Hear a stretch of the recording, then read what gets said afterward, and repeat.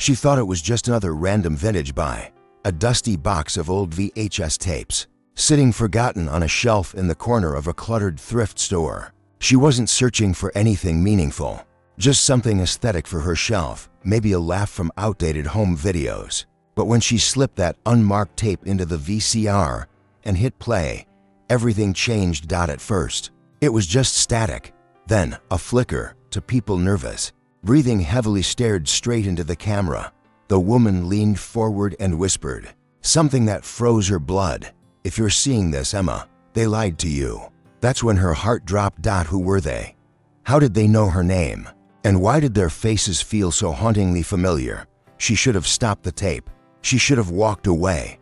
But something deep inside her said, keep watching. Because what she was about to discover would rewrite her entire life. Emma Reyes had always lived with questions. Not the everyday kind, but the ones that gnaw at you quietly. The ones you stop asking out loud.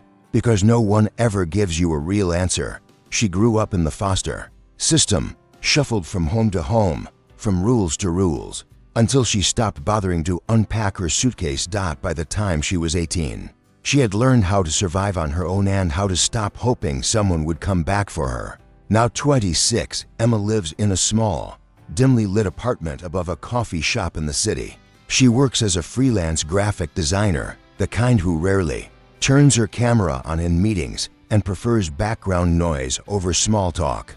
Weekends are her escape. She scours flea markets and thrift shops, piecing together retro finds to create a home that feels like hers because she never really had one. There's an old soul in Emma. She finds comfort in analog things, film photos, cassette players, handwritten notes. There's something honest about them. Something permanent. Unlike people, they don't leave. She doesn't talk much about her past, not because she's ashamed, but because it's mostly blank. Her adoption records were sealed. The names of her biological parents, unknown. All she was ever told was that she was found outside a church, with nothing but a hospital bracelet and a note that read, "Take care of her." She never questioned it, not really, because when no one gives you answers, you learn to stop asking. Until the day she bought that box of VHS tapes for $5, until the moment she pressed play and saw two strangers staring back at her, calling her by name. It started like any other Saturday. Emma had just finished her third cup of coffee and wandered into a local thrift shop she hadn't noticed before. It was wedged between a boarded-up bookstore and a laundromat with flickering lights. Inside, it smelled like old paperbacks, wood polish, and forgotten stories. She wasn't looking for anything specific, just something to take her mind off the world. She scanned the shelves, her fingers grazing past porcelain figurines and tangled cords. Then, tucked behind a cracked lamp and a broken radio, she spotted a cardboard box, dusty, torn at the edges. Inside were about a dozen VHS tapes. No labels, no covers. Just blank, black spines staring back at her. She picked one up and noticed a small post-it stuck to the front. It was faded, the ink smudged, but she could just make out what it said. For Emma, her stomach dropped. It had to be a coincidence. Emma wasn't exactly a rare name, but still, something about the way it was written, shaky, rushed, almost desperate, made her hand tighten around the tape. She asked the cashier how much. He barely looked up. $5 for the whole box. Back at home, she pulled out the old VCR sheet, found weeks earlier at another thrift shop. It had taken her forever to get it working. But something about its weight, its click, its whir, it calmed her. She slid the first tape in. It hissed to life. Static. Then flickering light. A living room, dimly lit. Two people sat on a couch, a man and a woman. Late 30s, maybe early 40s. They looked nervous, like they were being watched. Then the woman leaned forward, looked straight into the camera, and said it again. "If you're seeing this, Emma, they lied to you." Emma froze. Her breath caught in her chest. The woman's eyes looked like hers. Not vaguely, not possibly. Exactly. The man had the same jawline, the same dimple when he blinked. This wasn't some wild coincidence. This was something else. She rewound it, watched it again. And again. The woman's voice trembled. "They're going to tell you we left, that we gave you up. But we didn't. We had no choice." Emma's hands were shaking. Who were they? How did this tape end up in that shop? Why was it addressed to her? She looked down at the box. There were more tapes, more answers, or more questions. She didn't know it yet, but she had just cracked open a door that someone had tried very hard to keep shut. Emma didn't sleep that night. She lay awake with the image of those two faces burned into her mind. The way they looked at the camera, at her. It wasn't just a recording, it felt like a message across time. By morning, she had already watched the tape 6 times. She memorized every frame, every twitch of the woman's hand, every glance the man gave towards someone off screen. She tried to brush it off, told herself it was a prank, some weird art project, a forgotten movie scene. But that didn't explain the note, or the way her name was spoken with so much urgency. To intimate, to real, she called her best friend, Leela, and told her everything. Leela laughed at first. Pema, you probably just found someone's old drama reel. Don't freak yourself out. But Emma couldn't shake the feeling. She had seen her own eyes, looking back at her. No special effects, no tricks. Just truth. Over the next few days, she started digging. She checked the thrift store again. Gone. Completely shut down.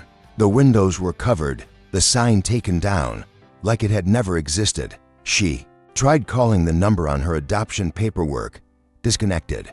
She even looked through old yearbooks and forums, comparing faces from the tape to anyone who might match. Nothing. Then she played the second tape. This one was darker both in tone and quality. The same couple, now in a different room. The woman's voice lower, shaken. They're closing in. If Emma's safe, if this reaches her, you need to tell her the truth. The man moved to the camera, as if he was about to turn it off. But just before it cut out, another face flashed by in the background. It was only a second. Blurry. But Emma froze the frame. She knew that face. Ms. Carla, her social worker from childhood. She was in the background, younger, but unmistakable. Emma sat there, heart racing.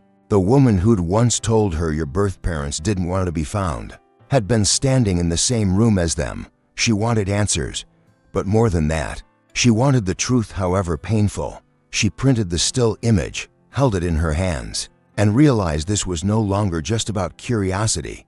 This was about identity, about lies that shaped her entire life. She had a choice: ignore it and keep living the story she'd been told, or follow the threads. No matter where they led. She chose to follow.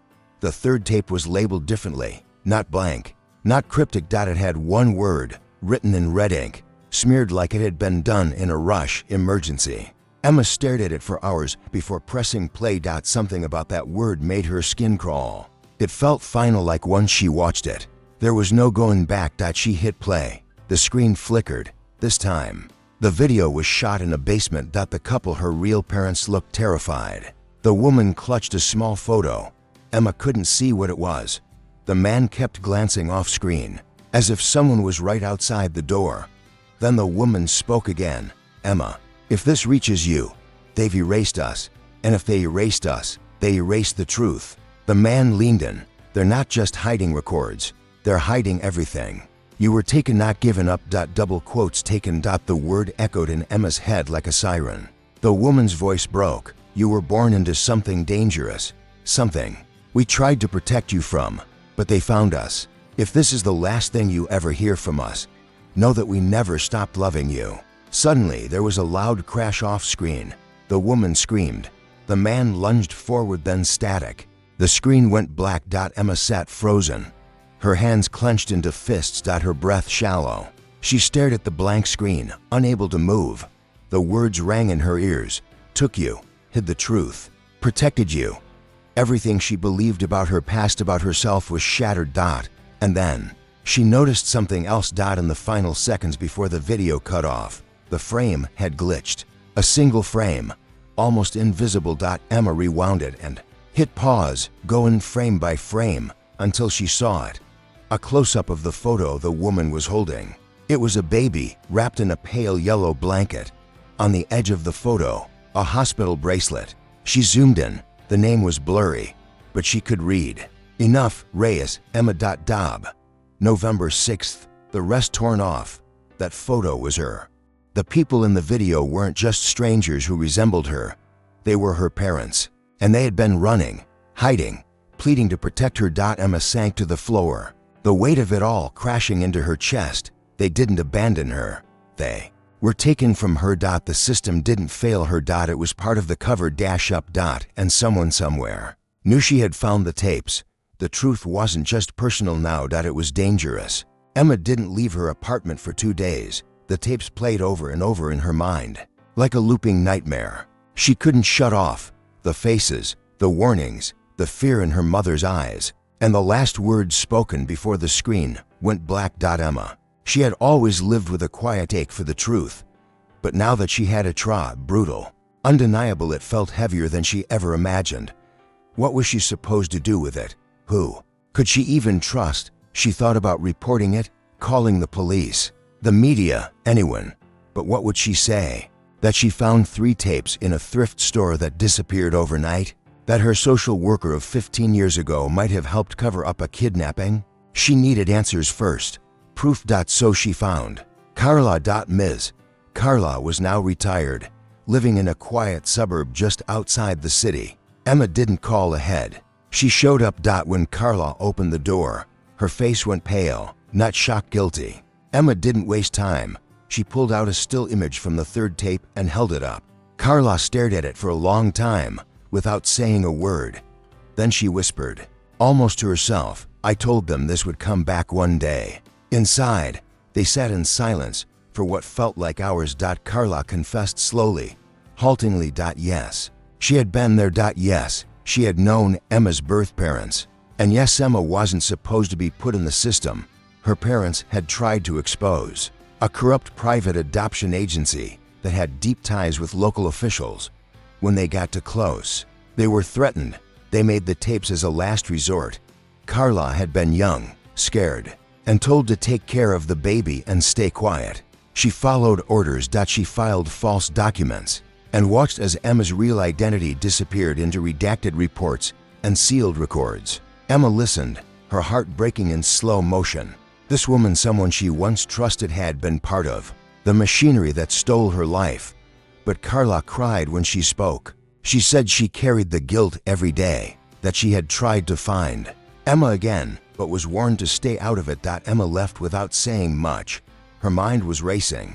She now had confirmation, but the people responsible were still out there, still protected, still silent, and she had a choice to make. Keep quiet, stay safe, and live with the truth alone, or risk everything to make sure the world finally heard what really happened to her family. She looked at the tapes one last time.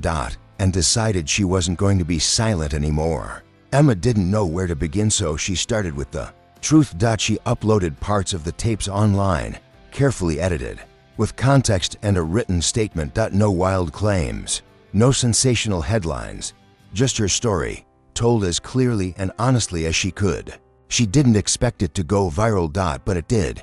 People shared it, people remembered, and people who had once worked inside that same adoption agency started coming forward quietly at first. Former employees, caseworkers, even another adopted child who had always felt like something wasn't right.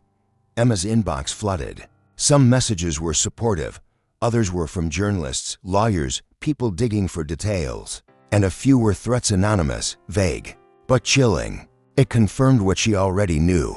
There were still people who wanted the truth to stay buried. She met with an investigative journalist named Caleb, who had covered child welfare scandals for over a decade. He took her story seriously. He dug deep. Together, they uncovered old sealed court documents, shredded financial records, hidden networks of private foster placements that were never audited. The adoption agency that had processed Emma's case, it had quietly dissolved years ago, just months after her parents disappeared. No one had ever followed up. No one had asked why. The story aired on a major network. Then came the headlines. Investigations reopened. Families asked questions. A quiet reckoning began to unfold. Emma didn't seek fame. She wasn't after revenge. She just wanted the truth to matter. And in the process, something unexpected happened.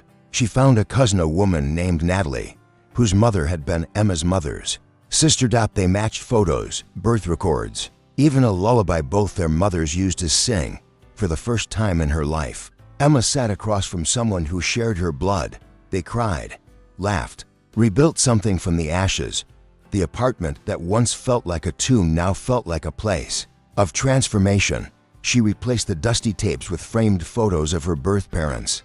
They were no longer mystery shadows in her mind. They were people. Her people. And she carried them with her not as a void to be filled, but as a strength to move forward. Emma didn't get every answer. Some questions still linger in the dark, but she is no longer afraid to ask them. And that may be the biggest resolution of all, not closure, but courage. Sometimes the truth doesn't arrive all at once. It comes in pieces, quiet, unexpected, even hidden in places as ordinary as a dusty thrift shop. Emma never imagined her life would change because of an old VHS tape. She wasn't chasing answers. She wasn't searching for drama. She just wanted to feel connected to something, anything that felt like hers. But that tape, it opened a door, not just to her past, but to a deeper truth about who she really was. She had lived her entire life believing she was unwanted, a child left behind, someone no one fought for. But the tapes told a different story, one of love, of sacrifice, to parents who risked everything to protect her, even when the world tried to silence them. Emma learned that the story we're given isn't always the full story. Sometimes it's just a version that was easier for others to tell. But buried truths have a way of finding the light, especially when you're brave enough to keep digging. Today, Emma isn't just the girl who found the tapes. She's the woman who refused to let silence win. She gave her parents their voices back. She gave herself something even more powerful than answers. Identity. Roots. Beginning. And she's not done yet. There are still others out there, with stories like hers, fractured, forgotten, rewritten. But now, she's part of something bigger, a movement toward truth, no matter how long it's been hidden. So here's the question for you. If you found a tape with your name on it, would you press play? Would you risk everything to learn the truth? Because sometimes, the scariest thing isn't what's on the other side of the screen, it's realizing your whole life might have been built on a lie. And sometimes, that's the very thing that sets you free. Let us know in the comments. What would you have done in Emma's place? Would you have kept watching or walked away? If this story moved you, don't forget to like the video, share it with someone who needs to hear it, and subscribe for more true stories that reveal the hidden corners of the human heart. Because every story matters, especially the ones that were never meant to be found.